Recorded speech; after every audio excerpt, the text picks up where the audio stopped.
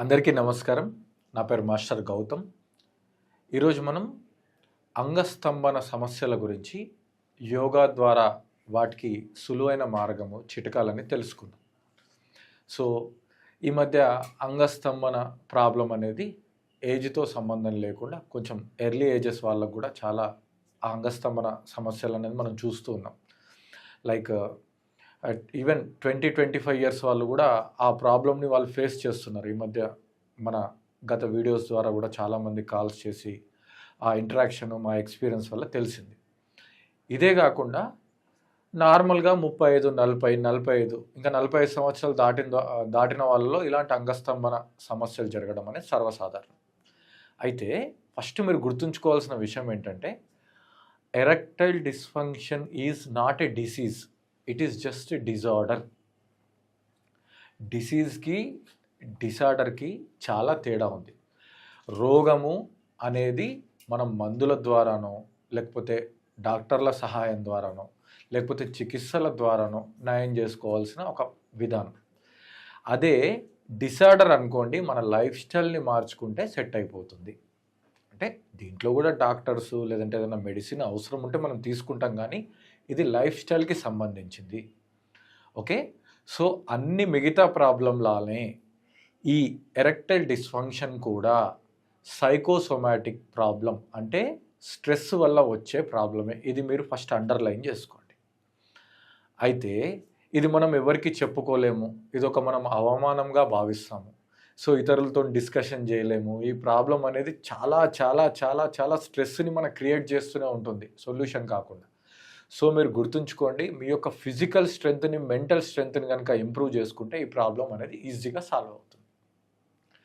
So తీసుకునే ఆహారం చాలా ఆరోగ్యకరంగా ఉండాలి. ఎట్ ది సేమ్ టైం మీరు డైలీ 3000 నుంచి 4000 అడుగులు వాకింగ్ చేయాల్సిందే.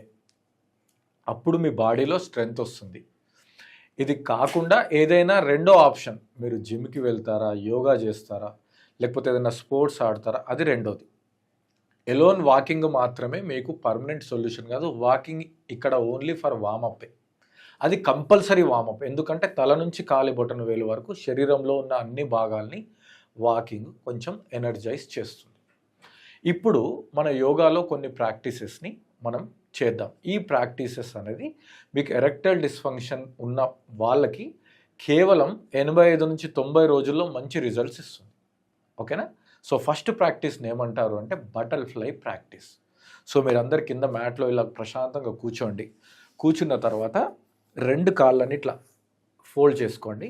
వీలైతే వేళ్ళని పట్టుకోండి. పట్టుకున్న తర్వాత మీకు ఎంత వీలైతే అంత హీల్స్ని లోపలికి తీసుకెళ్ళి మీ వెన్నపూస నిటారుగా ఉంచి మీ యొక్క జననేంద్రియాల మీద ఫోకస్ చేసి కళ్ళు మూసేయండి. ఇప్పుడు ఈ మోకాళ్ళని పైకి కిందికి అలా బటర్ఫ్లై లాగా ఒక పక్షి రెక్కలు కొట్టుకున్నట్టు పైకి కిందికి అలా మూమెంట్ ఇవ్వండి. ఒక 25 నుంచి 30 సార్లు, వీలైతే 50 సార్లు చేయండి. అయితే స్టార్టింగ్లో మనకు అలవాటు లేకపోతే కొంచెం బ్యాక్ పెయిన్ అనిపిస్తుంది. అలా బ్యాక్ పెయిన్ అనిపించిన వాళ్ళు కొన్ని కౌంట్స్ చేసి అలా ఆపండి, మళ్ళీ కొన్ని కౌంట్స్ చేయండి. సో ఒక్కసారి మీకు అలవాటు అయింది, ఈ ప్రాక్టీస్లో నాకు నిజంగానే కంఫర్ట్ ఉంది అంటే అప్పుడు ఇంకా కొంచెం పైకి కిందికి చేయండి. చూడండి, పైకి కిందికి. సో ఇక్కడ మనం కాళ్ళను కదిలిస్తున్నాం, కానీ ఈ మొత్తం శక్తి అనేది మన జననేంద్రియాల మీద పడుతుంది. ఓకేనా? ఇది ఫస్ట్ ప్రాక్టీస్. సెకండ్ ప్రాక్టీస్ ఏంటి అంటే ఇలానే కూర్చోవాలి, మోకాళ్ళని వీలైనంత వరకు కిందికి తీసుకెళ్ళాలి. శ్వాసని బాగా లోపలికి తీసుకొని శ్వాసని వదులుతూ ఇలా మెల్లిగా ముందుకు రండి. ఇలా ముందుకి మీకు ఎంత వీలైతే అంతే రండి, కింది వరకు వెళ్ళాలని రూల్ లేదు. ఇలా వెళ్ళడం వల్ల ఆ జననేంద్రియాల మీద మీకు కొంచెం ప్రెజర్ క్రియేట్ అవుతుంది. సో ఇలా ఆగిపోండి. అందరికీ ఇలా కిందికి వెళ్ళడం రాకపోవచ్చు, బట్ మీరు ఇక్కడి వరకు ఆపినా సరే లైట్గా ప్రెజర్ క్రియేట్ అవుతుంది. మళ్ళీ పైకి రండి, కొంచెం కిందికి రండి, అలా ప్రెజర్ క్రియేట్ అవుతుంది, పైకి రండి. సో ఒక 10 సార్లు చేయండి. అలా ముందుకు వచ్చిన ప్రతిసారి ఒక 8 నుంచి 10 సెకండ్ల పాటు ఆగండి, తర్వాత పైకి వచ్చేసేయండి.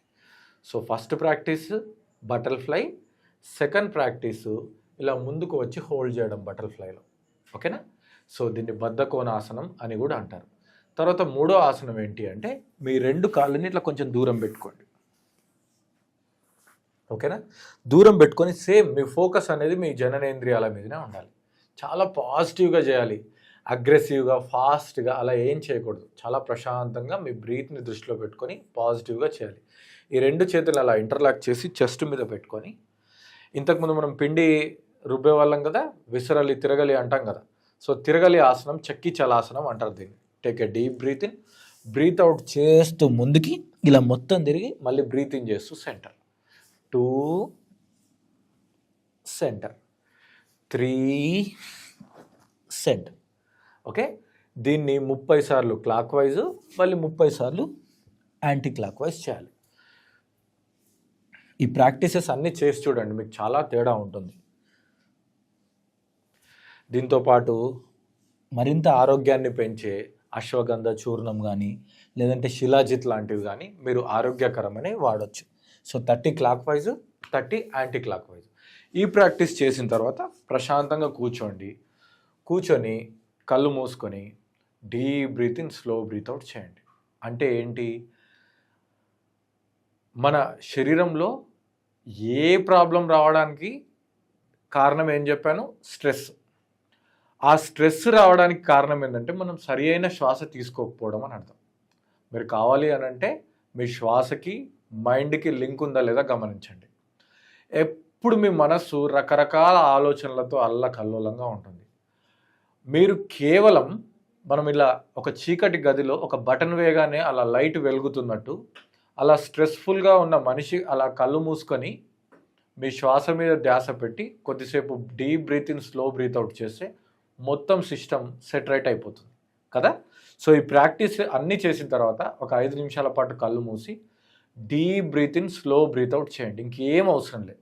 డీప్ బ్రీత్ ఇన్ అంటే ఎక్కువ గాలి లోపలికి తీసుకొని మీ లంగ్స్ అంతా కూడా ఫిల్ అయిపోయి ఎక్స్పాన్షన్ అవ్వాలి. స్లో బ్రీత్ అవుట్ అంటే కంప్లీట్గా మీ లంగ్స్ అంతా ఎంటీ అయిపోవాలి. ఈ ప్రాక్టీసెస్ అన్నీ చేసుకొని మీరు 90 రోజుల పాటు చేస్తే మీకు మంచి రిజల్ట్స్ ఉంటాయి. ఒకవేళ ఇంకా మీకు ఇందులో ఏదైనా డౌట్స్ ఉన్నా, మీకు ఇంకా ఏదైనా గైడెన్స్ కావాలన్నా కింద స్క్రోల్ అయ్యే నెంబర్కి కాల్ చేయండి. Thank you. Have a great day.